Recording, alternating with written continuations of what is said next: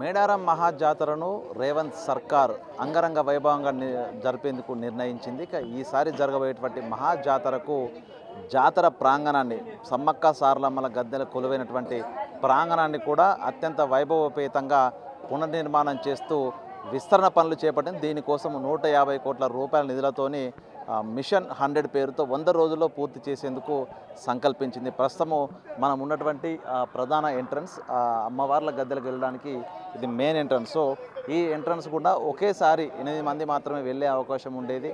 అంటే భారీగా వచ్చేటువంటి భక్తజనులు వెళ్ళడానికి గంటల తరబడి క్యూ లైన్లలో వేచి ఉండాల్సినటువంటి పరిస్థితి. సో ఇట్లాంటి పరిస్థితి ఉండకుండా లక్షల మంది భక్తులు తరలి వచ్చినా కూడా సునాయాసంగా అమ్మవార్ల దర్శనం చేసుకొని వెళ్ళేందుకు ఈసారి ఒక మాస్టర్ ప్లాన్ స్థానిక సాంప్రదాయాల రీత్యా నిర్మించేందుకు స్థానిక ఉన్నటువంటి ఆదివాసీలు గిరిజన పూజారుల యొక్క వాళ్ళందరితోని మాట్లాడి సమీక్ష జరిపి వాళ్ళ యొక్క ఇష్టపూర్వకంతో ప్రస్తుతం ఒక డిజిటల్ ప్లాన్ అయితే సిద్ధం చేసింది. ప్రస్తుతము మనం చూడవచ్చు ఇది ఈ యొక్క నిర్మాణం తర్వాత ఈ స్థాయి లోపల సమ్మక్క సారలమ్మల ప్రధాన మందిరం ఉండబోతుంది. అందులో ప్రధానమైనటువంటి మెయిన్ ఆర్చ్ను ఈ విధంగా రూపొందించబోతున్నారు. ఇక ఈ మెయిన్ ఆర్చ్ కూడా ఒకసారి మనం గమనిస్తే ఇందులో జంతువులు, మృగాలు, అదే ఏనుగులు, అదేవిధంగా పులులు, సింహాలకు సంబంధించినటువంటి మృగాలు, మరొక వైపున చెట్లతో కూడుకున్నటువంటి నిర్మాణాలు, దాంతోపాటుగా పక్షులు. సో సాధు జంతువులు, అడవి మృగాలు,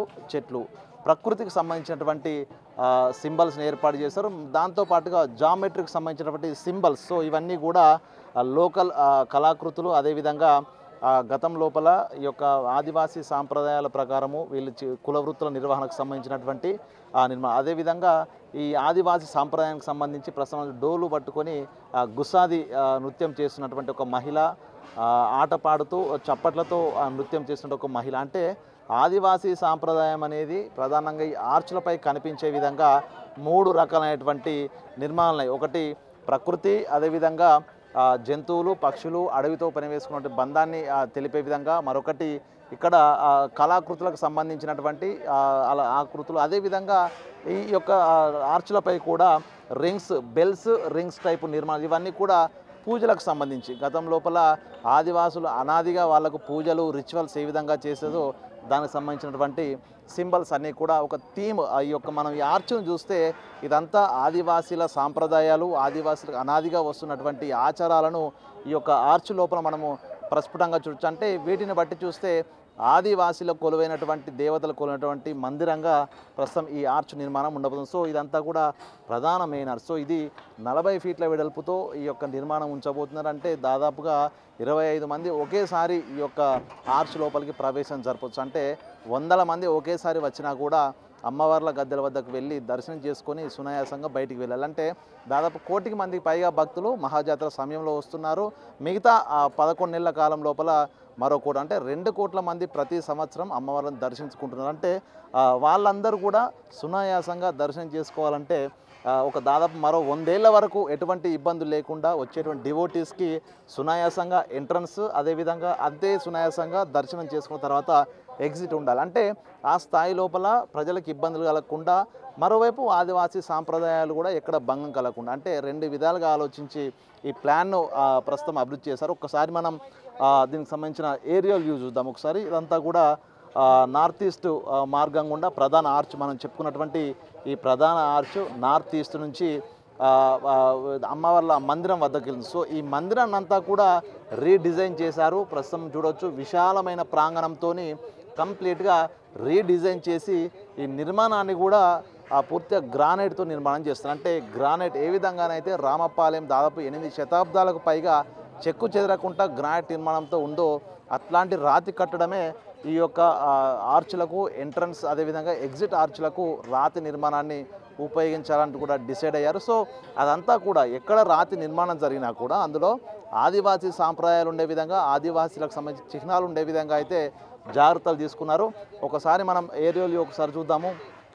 ప్రధాన మెయిన్ ఎంట్రన్స్ వివిఐపీలకు మాత్రమే ఈ ఎంట్రన్స్ ఉంటుంది. సో దీనికి సంబంధించి అమ్మవార్ల మందిరానికి ఎంట్రీ అయ్యేందుకు 3 ఎంట్రీ పాయింట్స్ ఇచ్చారు. అంటే 1, 2, 3 ప్రస్తుతం ఈ 3 ఎంట్రీ పాయింట్స్ మనం చూస్తున్నాం. సో ఈస్ట్ వైపు ఉన్నటువంటి ఎంట్రీ పాయింట్స్, ఈ ఈస్ట్ వైపున నార్త్ ఈస్ట్ వైపు నుంచి వివిఐపీ ఎంట్రన్స్ ఉంటుంది. ఇక ఈస్ట్ భాగం నుండి సాధారణ భక్తులు వచ్చేటువంటి క్యూ లైన్స్. సో ఇక్కడ మనకు క్యూ లైన్స్ ఏ విధంగా ఏర్పాటు చేశారో ఐరన్ ఫెన్సింగ్స్తో స్టీల్ ఫెన్సింగ్ చేశారు. సో ఈ విధంగా రెండు విధాలుగా మహిళలకు కానీ పురుషులకు కూడా వేరే వేరే విధంగా చేసేందుకు ప్రత్యేక ఏర్పాట్లు ఈస్ట్ వైపు నుంచి తూర్పు వైపు నుంచి అమ్మవార్ల సన్నిధికి చేరుకుంటారు. సో మరొక వైపు ఉన్నటువంటి ఎంట్రన్స్ ఇది అత్యవసర పరిస్థితుల లోపల ఇక్కడ ఎమర్జెన్సీ సర్వీస్ నిర్వహించడానికి అక్కడ నుంచి లిఫ్ట్ చేయడానికి ఈ యొక్క మరొక ఎంట్రన్స్ అంటే 3 ఎంట్రీ పాయింట్లు అయితే ఉంటున్నాయి. సో ఈ 3 ఎంట్రీ పాయింట్ల ద్వారా వివిఐపీలు సాధారణ భక్తులు అధికారులు ఇతర అవసరాల కోసం అత్యవసరాల కోసము వెళ్ళేందుకు 3 రకాల ఎంట్రన్స్ ఉన్నాయి. సో మనం ఈ ఎంట్రన్స్లో కాగానే మొదటగా సమ్మక్క గద్దె ఉంటుంది. సో మనం ఒకసారి సమ్మక్క గద్దె ప్రస్తుతం చూడొచ్చు. ఈ సమ్మక్క గద్దె అదేవిధంగా తూర్పు ద్వారం నుంచి వెళ్ళగానే మొదటగా సమ్మక్క గద్దె ఉంటుంది. సమ్మక్క గద్దె తర్వాత సారళమ్మ గద్దె, తర్వాత పగిడిద్దరాజు, గోవిందరాజుల గద్దెలు. సో అంటే ఈ యొక్క ఎంట్రన్స్ నుంచి వెళ్తూ ప్రతి ఒక్క భక్తుడు కూడా అమ్మవార్లను వరుసగా దర్శించుకుంటూ ఎగ్జిట్ పాయింట్ల గుండా బయటికి వెళ్ళేటువంటి ప్రత్యేక ఏర్పాట్లు చేశారు. ఒకసారి మనం ఈ గేట్లకు కూడా అంటే ఎంట్రీ అయ్యేటువంటి ప్రతి ఒక్క గేట్లకు కూడా ప్రత్యేక పేర్లతో నామకరణం కూడా చేశారు. మనము ఈ తూర్పు ఉన్నటువంటి గేటును చూస్తే సిద్ధబోయిన గేట్ అంటూ కూడా ఈ గేటుకు నామకరణం చేశారు. సో ఈ గేట్లకు ఒక నామకరణం చేయడంతో సునాయాసంగా భక్తుల్ని లోపలికి పంపించడం, తిరిగి వాళ్ళని ఎగ్జిట్ గుండా బయట పంపించేందుకు సునాయాసంగా ఉండేందుకు నామకరణం చేశారు. ప్రస్తుతం ఈ గేటు మనకి పగిడిద్దరాజు గేటు అంటే పార్షియల్గా 2 వైపులా కూడా 2 గేట్లు ఏర్పాటు చేశారు. వాటికి ఈ పేర్లు పెట్టారు. ఇక సమ్మక్క గద్దెకు అతి సమీపంగా వివిఐపి నార్త్ ఈస్ట్ నుంచి వెళ్ళేటువంటి మొదటిగా వచ్చేటువంటి ఆర్చ్, ఈ మందిరానికి సంబంధించినటువంటి ఆర్చ్, దీనికి సమ్మక్క గద్దె అని నామకరణం చేశారు. సో దీని లోపల స్వస్తిక్ గుర్తులు, అదేవిధంగా కుల వృత్తులు, మొదటగా వ్యవసాయానికి సంబంధించినటువంటి చక్రము, అదేవిధంగా జంతువులు, వీళ్ళకి సంబంధించినటువంటి ఆదివాసీ అలంకరణకు సంబంధించినటువంటి కొమ్ము పూలతో ఉన్నటువంటి నెమలి పించాలకు సంబంధించినటువంటి ఈ యొక్క అలంకరణ ఆకృతులు అంటే ఆదివాసీ సంప్రదాయాల్ని కల్పించే విధంగా సమ్మక్క గద్దె ఉంటుంది. ఇక ప్రధానమైనటువంటి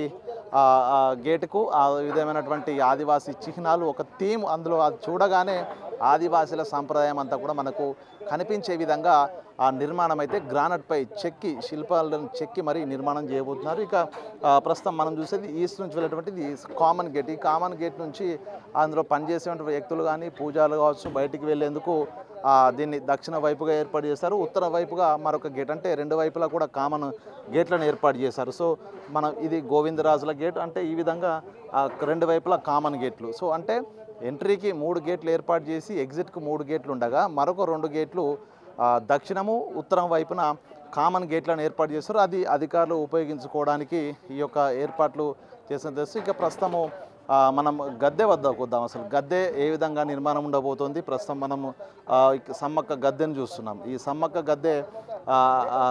గద్దె ప్రధాన భాగము చుట్టూ కూడా గ్రానైట్తో భారీ స్థాయి లోపల విస్తరణ జరుగుతుంది. అంటే ప్రస్తుతం ఉన్నటువంటి వైశాల్యం కంటే కూడా పెంచి డబుల్ వైశాల్యంతో నిర్మాణం చేసి ఈ యొక్క ఔటర్ ఫెన్సింగ్ కూడా ఏర్పాటు చేస్తారు. అంటే ఒక్కసారిగా వివిఐపీలు కానీ సాధన సమయంలో గద్దె మీద వెళ్ళేందుకు అవకాశం కల్పిస్తారు. ఒకవేళ మహాజాతర సమయంలో భారీ స్థాయిలో భక్తులు వస్తారు కాబట్టి ఈ గేట్ తెరిచి బయట నుంచి అంటే ఈ యొక్క గద్దె అవతల భాగం నుంచి అమ్మవారిని దర్శించుకునేందుకు భక్తులకు అంటే ఒకేసారి ఒక సమ్మక్క అమ్మవారి గద్దె చుట్టూ కూడా దాదాపుగా 1800 నుంచి 2000 మంది భక్తులు ఒకేసారి అమ్మవారిని దర్శించుకొని వాళ్ళు తిరిగి ఆ సారలమ్మ గద్దె అంటే నెక్స్ట్ గద్దె వద్దకు తల్లి గద్దె వద్దకు వెళ్ళేటువంటి విశాలమైనటువంటి ప్రాంగణం ఒకసారి మనం చూడవచ్చు. ఈ యొక్క గద్దెల దర్శనంతో పాటుగా ఈ ఫెన్సింగ్ ఏదైతే మందిర ప్రహరీ గోడలు ఉన్నాయో ఈ ప్రాకారము ఆ ప్రాకారానికి గద్దెలకు కూడా దాదాపుగా 30 నుంచి 35 ఫీట్ల వెడల్పు అంటే దాదాపుగా ఇక్కడ నుంచి 40 నుంచి 50 మంది ఒకేసారి పాస్ అయ్యే విధంగా కూడా విశాలమైనటువంటి మార్గం ఉంచుతున్నా. అంటే భక్తులు ఎక్కడ కూడా బాగా కంజెస్టెడ్ కావద్దు, తొక్కిసలాటలు జరిగేటువంటి పరిస్థితి రావద్దు అనేది ప్రధానంగా దృష్టిలో పెట్టుకుని దాదాపు 100 ఏళ్ళు గడిచినా కూడా భక్తులు ఇబ్బందులు పడకుండా ఉండేందుకు అత్యాధునికమైనటువంటి ఆలోచనతో ఈ నిర్మాణం జరుపుతూనే ఇంత రెనోవేషన్ చేస్తున్నా కూడా ఇందులో ఇంకా ప్రస్తుతం ఉన్నటువంటి ఆదివాసీ గుర్తుల కంటే కూడా ప్రాచీన ఆదివాసీ గుర్తులను ఆ థీమ్ను ఈ యొక్క ఆర్చ్ లోపల ఏర్పాటు చేసి పూర్తిగా ఆదివాసీలకే అంకితం చేసే విధంగా ఈ యొక్క మందిర పునర్నిర్మాణం అయితే ఉండబోతోంది. ఒకసారి మనం పూర్తి స్థాయిలో ఏరియల్ వ్యూ ఒకసారి చూద్దాము. ఈ ఏరియల్ వ్యూ ద్వారా మనకు కంప్లీట్గా అసలు నిర్మాణం ఏ విధంగా ఉందో తెలుస్తుంది. సో ఇది నార్త్ ఈస్ట్, ఇది మనకు జంక్షన్ మేడారం గ్రామ నడిబొడ్డు ఉన్నటువంటి జంక్షన్ నుంచి నార్త్ ఈస్ట్ గుండా ప్రధానమైనటువంటి ద్వారము, ఆ తర్వాత సమ్మక్క గద్దె, సమ్మక్క ఆర్చ్. సో ఈ సమ్మక్క గేట్ ద్వారా వీవీఐపీలకు ఎంట్రీ, ఈస్ట్ గేట్ ద్వారా వచ్చే భక్తజనానికి ఎంట్రీ. సో ఆ తర్వాత ఒకటి అధికారుల కోసము, ఎమర్జెన్సీ అవసరాల కోసం మరొక గద్దె. సో ఈ యొక్క సమ్మక్క గద్దె, సారళక్క గద్దె, గోవిందరాజుల గద్దె, పగిడిద్దరాజు గద్దె, గోవిందరాజు గద్దె, ఈ విధంగా భక్తులు వరుసగా ఒక్కొక్క గద్దెను అమ్మవారిని దర్శనం చేసుకుంటూ పగిడిద్దరాజును, గోవిందరాజును దర్శనం చేసుకొని వెంటనే ఎగ్జిట్ పాయింట్లు కూడా 3 ఏర్పాటు చేశారు. అంటే 3 ఎగ్జిట్ పాయింట్ల నుంచి సునాయాసంగా వచ్చినటువంటి భక్తులు బయటికి వెళ్ళొచ్చు. ఒకవేళ అవసరాల కోసము, ప్రభుత్వ శాఖల అధికారుల కోసము, స్థానికంగా పూజారుల కోసము, ఇందులో ఉన్నటువంటి బంగారం తరలించేందుకోసము కామన్ గేట్లు 2 వైపులా ఉత్తర దక్షిణ వైపు 2 గేట్లు ఏర్పాటు చేశారు. ఇందులో మానిటరింగ్ అనేది చాలా ప్రధానమైంది. ఎందుకంటే లక్షల మంది భక్తులు జాతర కోసం వస్తారు కాబట్టి ఒక సెక్యూరిటీ పర్పస్, అదేవిధంగా అక్కడ సూచనలు సలహాలు ఇచ్చేదానికి డైరెక్షన్స్ కోసము, దాంతోపాటుగా మీడియా కవరేజ్ కోసము ప్రత్యేకమైన మంచెలు ఏర్పాటు చేశారు. మనం చూడొచ్చు, గతంలో ఒక మంచే ఉండేది, దాన్ని 2 ఏళ్ల క్రితం 2 మంచెల నిర్మాణం పూర్తి చేశారు రేవంత్ సర్కార్ వచ్చిన తర్వాత. ఇప్పుడు 4 మంచెలు ఏర్పాటు చేశారు. మొత్తంగా ఉత్తర దక్షిణాల వైపున 2 మంచెలు ఏర్పాటు చేయడం అంటే వీటి ద్వారా కూడా సూపర్విజన్ చేయడము, క్రైమ్ రేటు జరగకుండా ఒక అధికారులకు సంబంధించి సెక్యూరిటీ కోసము, మరొకటి మీడియాకు సంబంధించి కవరేజ్ కోసము, మరొకటి ఎండోమెంట్ అధికారులు ఆ పరిస్థితిని అంచనా వేసేందుకు, మరొకటి వీవీఐపీలు కానీ ఎమ్మెల్యేలు, మినిస్టర్లు, ఇతర రాష్ట్రాల నుంచి వచ్చేటువంటి ప్రజాప్రతినిధులు ఈ యొక్క జాతర వీక్షించేందుకు పూర్తిగా 4 గేట్ల 4 మంచెలు ఏర్పడాయి. అంటే జాతరకు సంబంధించి ఎవరు వచ్చినా కూడా పూర్తిగా అక్కడ జరుగుతున్న విషయాన్ని పూర్తిగా గమనించేందుకు ప్రత్యేక ఏర్పాట్లు. ఈ విధంగా రేవంత్ సర్కార్ వచ్చిన తర్వాత ఈ జాతరకు భారీ స్థాయిలో నిధులు ఇవ్వడం ఇదే చరిత్రలో మొదటిసారి.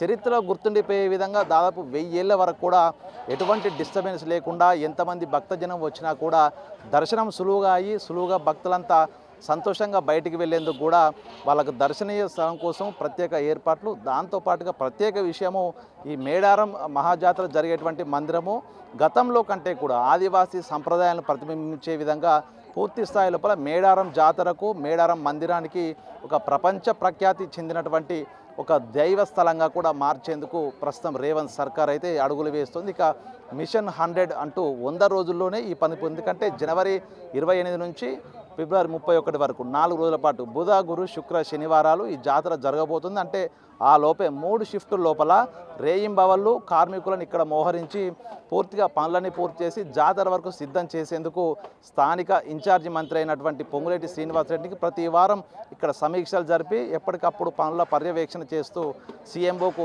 వివరాలు ఇచ్చేందుకు కూడా ఆదేశాలు జారీ చేశారు. అంటే ఏ స్థాయి లోపల మేడారం మహాజాతరను జరిపేందుకు, మేడారం తల్లుల మందిరాన్ని అభివృద్ధి చేసేందుకు ఏ స్థాయిలో రేవంత్ సర్కార్ కంకణం కట్టుకుందనేది ప్రస్తుతం మనం ఈ యొక్క డిజిటల్ ప్లాన్, అదేవిధంగా ఇచ్చినటువంటి నిధులను చూస్తే అర్థం. మొత్తానికి మేడారానికి కొన్ని ఏళ్ల నుంచి దీన్ని అభివృద్ధి చేయాలంటూ అటు రిప్రజెంటేషన్స్ వెళ్ళాయి, డిమాండ్స్ వచ్చాయి. అయినా కూడా ఈసారి అక్కడ ఉన్నటువంటి ఆదివాసీల, గిరిజనుల యొక్క కళ నెరవేరిపోతుందని చెప్పొచ్చు. మొత్తానికి మేడారం మహాజాతరను ఘనంగా నిర్వహించేందుకు సిద్ధమైన ప్రభుత్వము రినోవేషన్ కూడా చేస్తుండడంతో ప్రపంచ ప్రఖ్యాతి పొందే విధంగా కూడా మేడారం మహాజాతర 2026 జరగబోతుండడంలో ఎటువంటి సందేహం అయితే లేదు. ఇది మొత్తానికి ఓవరాల్గా మేడారం మహాజాతర ఏర్పాట్లు, అదేవిధంగా మందిరం, తల్లుల మందిరానికి సంబంధించిన రినోవేషన్ సంబంధించినటువంటి పూర్తి డీటెయిల్స్. వీడియో జర్నలిస్ట్ సంతోష్తో వేణు, బిగ్ టీవీ, మేడారం, ములుగు జిల్లా.